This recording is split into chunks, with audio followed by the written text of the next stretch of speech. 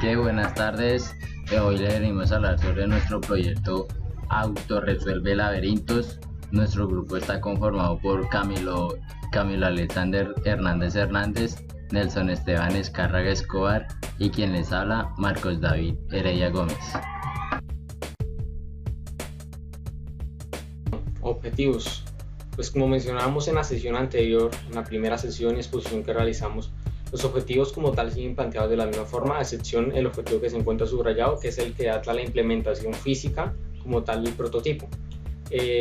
Continuamente pues los demás objetivos siguen de la misma forma, el cual es la implementación del software, el análisis de las principales competencias, que fue lo primero que realizamos antes de poder empezar a realizar todo lo correspondiente a la implementación, que es analizar el entorno y las principales competencias que se realizaron de este tipo, el diseño de la base de la implementación del algoritmo, es decir, todo lo correspondiente al chasis y al software que utilizaremos, al algoritmo y los programas que utilizaremos para realización, la implementación, que es la que no podremos realizar, la simulación, que es lo correspondiente a esta sesión, y nos explicaremos todo lo correspondiente a la simulación, a la definición del problema, y contiguamente también explicaremos la justificación de por qué el algoritmo y de por qué cada uno de los elementos y cosas que conforman nuestro diseño.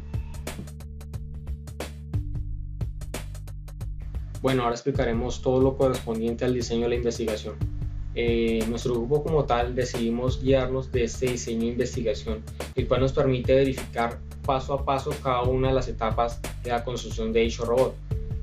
Hoy en día nos encontramos en la etapa número 9, que es la realización de pruebas. Hoy expondremos todo lo correspondiente al ítem 1 y al ítem 9, que es la formulación y planteamiento del problema y la realización de pruebas. Pues la formulación y planteamiento pues lo realizaremos basándonos tanto en las bases de la inteligencia artificial y todo lo correspondiente al proyecto, enfatizando como sí. Y la realización de pruebas la realizaremos mediante los programas que existen hoy en día de simulación de Arduino, los cuales nos permiten de cierta forma evaluar qué tan correctos o qué tan lejos estamos del algoritmo y de la solución ideal. Bueno, ahora vamos a realizar la explicación de la definición del problema. Como primera instancia tenemos que la definición del problema debe ser un análisis profundo de la problemática como tal del proyecto. En este caso, el plantear una definición de problemas simple, tales como la realización de un prototipo de autorresolver laberintos, en donde la problemática de la construcción del chasis carece de sentido, ya que para esto se debe tener en cuenta todas las problemáticas que están alrededor, para ahí sí definir todas estas problemáticas en una general que acobije todo el tema y el proyecto. En este caso, tendríamos que basarnos en la inteligencia artificial y sus tres principios. Como tenemos, ¿por qué nos basamos en estos principios? Como tal, la inteligencia artificial tiene mucho que ver con este tema. En este caso, la inteligencia artificial se basa en tres partes: la búsqueda, la abstracción y el uso del conocimiento. En este caso, pues la inteligencia artificial se puede ver reflejada en este tipo de proyectos, ya que la realización de este tipo de proyectos es como una introducción a la inteligencia artificial y estos medios. En este caso, la inteligencia artificial lo que nos permite es definir formalmente el problema, ya que, como se mencionó anteriormente, las primeras definiciones carecían de sentido y no acobijaban totalmente como tal el proyecto. Nos permite también definir el proceso para resolver un problema, es decir, nos permiten plantear las pautas para resolver el problema. Tomemos como ejemplo el laberinto. En este caso, la problemática no únicamente se basaría en la construcción de un chasis y que el auto ande, sino que también se tendría que tener en cuenta todas las problemáticas como es el laberinto. Una de las principales cosas que se deben tener en cuenta en este tipo de competiciones. En este caso, el laberinto no se conoce la estructura, por tanto el auto también debe ser de carácter autónomo, es decir, que capaz de resolver cualquier clase de laberinto. Entonces, de allí este punto y muchos puntos que se deben tener en cuenta para la definición del problema. En este caso, la definición del problema sería más general, realizando toda la problemática que se mencionó hasta el momento, es decir, la construcción de un auto resuelve laberintos autónomo para cualquier clase de laberintos.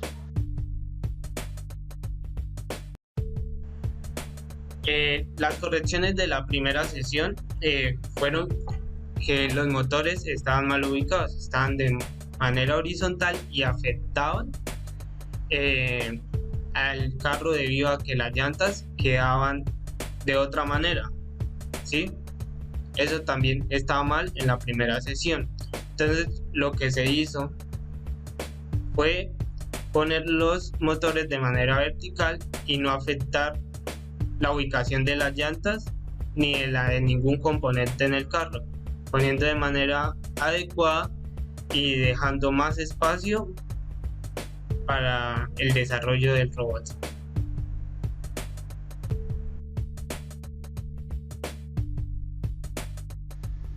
Bueno, ahora explicaremos un poco la justificación del porqué de los componentes. Empezaremos con uno de los más importantes, el cual es el sensor ultrasónico. El sensor ultrasónico es el que permite verificar la distancia en la cual se encuentra el auto. Pues en este caso, muchos nos haremos la pregunta de por qué utilizamos el sensor ultrasónico y no otros sensores que permiten medir la distancia, como por ejemplo el sensor infrarrojo. Y la respuesta es muy sencilla, y es que el sensor ultrasónico nos permite realizar el muestreo de forma correcta. O sea, el margen de error que ofrece el sensor ultrasónico es demasiadamente pequeño, lo que es apto para espacios pequeños como este. En cambio, el sensor infrarrojo solamente detecta ya movimientos mucho mayores, es decir, no está creado para pequeños movimientos o para detectar pequeños movimientos o movimientos que son verdaderamente casi imposibles de detectar.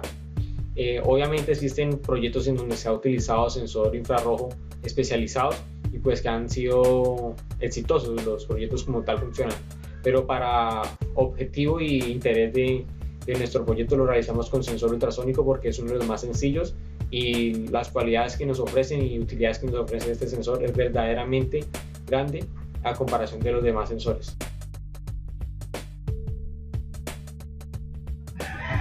Una de las cosas más importantes a la hora de realizar un proyecto con un Arduino o cualquier microcontrolador es de cómo lo vamos a alimentar. En caso de que haya que utilizar baterías, qué autonomía va a tener. Pero no es solo alimentar el Arduino, sino que hay que tener en cuenta que además es posible que estemos alimentando a través del Arduino los componentes, sensores, cosas así. Y si no tenemos en cuenta las limitaciones eléctricas del Arduino, podemos encontrarnos que nuestro proyecto no funcione. Una de las formas para poder alimentar un Arduino es por medio del cable USB, pero para este caso no sería una opción, por lo que nuestro carro se tendría que mover para poder salir del laberinto, y para poderlo alimentar con USB el proyecto tendría que quedarse en un solo lado, y esta opción para alimentar el Arduino es mediante una batería de 9 voltios y pues las pilas AA.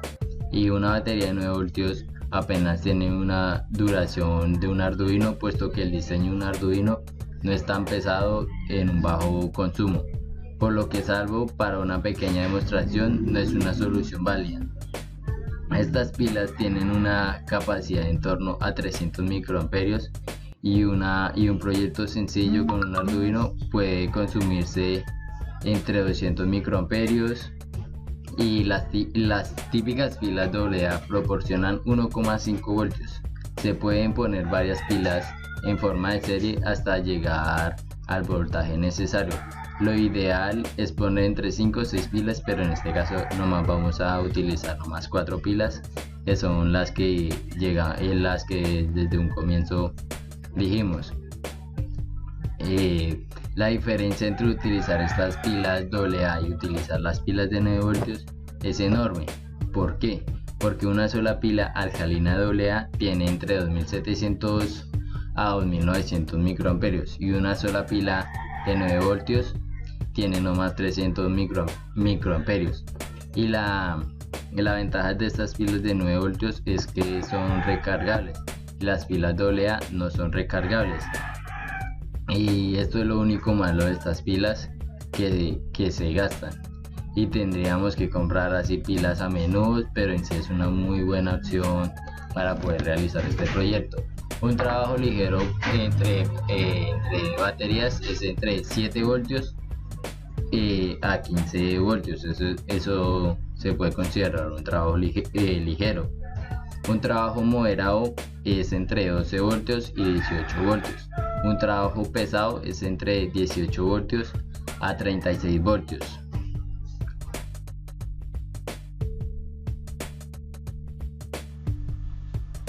Bueno, ahora explicaré todo lo correspondiente al consumo eléctrico y el peso, ya que estos dos factores se relacionan directamente. Como primer punto de vista tenemos que el consumo eléctrico es muy importante y se debe calcular iniciando la construcción de sus dispositivos, ya que ese es el encargado de proveer y permitir que como tal el dispositivo y el automóvil se desplace. En este caso se deben de tener en cuenta dos factores: uno, el peso del vehículo y cada uno de los componentes, y dos, el consumo que cada uno realiza.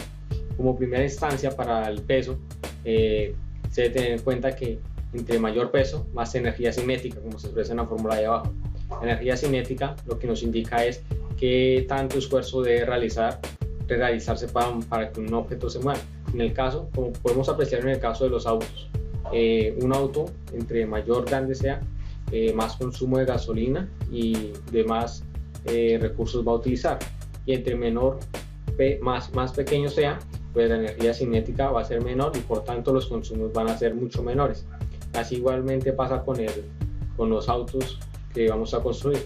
Si el chasis no sigue ningún estándar, no nos valimos de protocolos ni demás estructuras que nos permitan que el peso disminuya y que la fricción con el aire no sea tan fuerte, sea disminuida, pues el consumo eléctrico va a ser masivo. Inclusivemente con el peso, entre mayor sea el peso, pues más consumo va a ser las llantas. Y también se debe tener en cuenta que a la hora de elegir las baterías, pues no puede ser una batería ni de mayor calibre ni de menor calibre, ya que el desplazamiento se verá afectado directamente. Entonces, mediante la energía cinética es una forma de la física 1 de expresar lo que necesita para moverse un elemento. Ya mediante la física 2, pues ya sería mediante cálculos de voltajes y de cada uno de los componentes que necesita para realizar el movimiento. Y en general esto es lo correspondiente y la relación entre el consumo eléctrico y el peso.